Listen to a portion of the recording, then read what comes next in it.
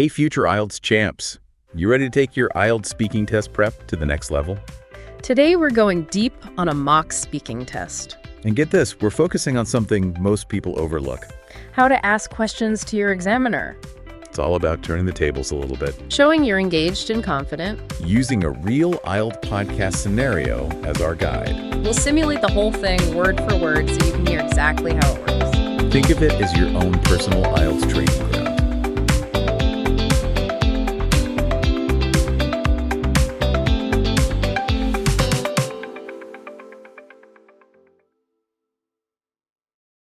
All right, listener, let's do a deep dive into a mock IELTS speaking test.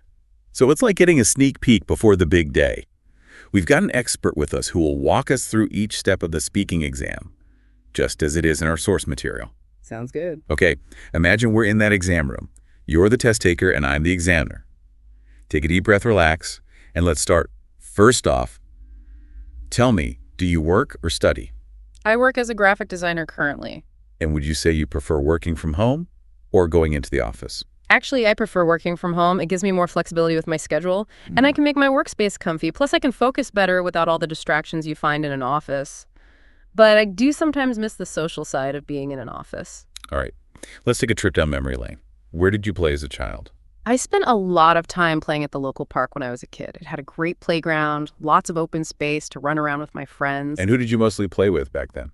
I mostly played with my childhood friends, Sam and Lily. We were always together, inventing games or going on adventures around the neighborhood. Is there anything you've been doing since childhood that you still do today? Yes. I've always loved drawing. Even as a kid, I would spend hours sketching in my notebook. That passion eventually led me to become a graphic designer. So it's definitely something that's stayed with me. Okay. Let's switch gears a bit. Let's talk about perfume. Do you use perfume? Yes, I do. I find that wearing a nice scent can really lift my mood and make me feel more confident. Why do you like to use it? I enjoy using perfume because it adds a personal touch to my day. It's like a signature that reflects me. Plus, I love how certain scents can bring back memories or feelings. Have you ever given perfume as a gift? Yes, I have. I think it's a thoughtful and personal gift, especially if you know the person's taste. For example, I once gave my sister a fragrance that I knew she loved, and she was so happy. Would you say you're willing to spend a lot of money on perfume? I'm willing to spend a reasonable amount, especially if it's a good quality perfume, but I wouldn't go overboard. I believe you can find a nice scent without breaking the bank. All right, moving on to part 2 of the IELTS speaking test. It's the long turn section. This is where you really get to show off your speaking skills. You get to talk for a while on a given topic. You'll have a minute to prepare, and then you can speak for up to 2 minutes. Ready for the prompt? Sure, bring it on. Okay, here it is. Describe a place in your city where you go for fun with friends or family. Yeah. You should say where it is, what you do there, Right. why you like going there, and explain how it makes you feel. Got it. All right, take a minute and take it over. Okay. Okay, time's up. Go ahead, tell us about it. So one place I love to go with my friends is the Riverside Promenade. It's right by the river, and it has these amazing views of the water and the city. We usually go there to chill out, have picnics, or just walk around. That was nice. When we go, we usually tack snacks and a blanket. We find a good spot on the grass and just spend hours talking and laughing. Sometimes we even rent bikes and ride along the paths. It's like a little escape from the busy city. The fresh air and the scenery make it so relaxing. Being at the Riverside Promenade always puts me in a good mood. It's where we can unwind, catch up, and make memories. Whether it's a sunny day or a cozy evening, it's always a good time. Great job. Yep. You structured your answer well, you hit all the points, and you added some nice details. Now let's move on to part 3, the discussion section. We'll talk more about leisure activities in your city.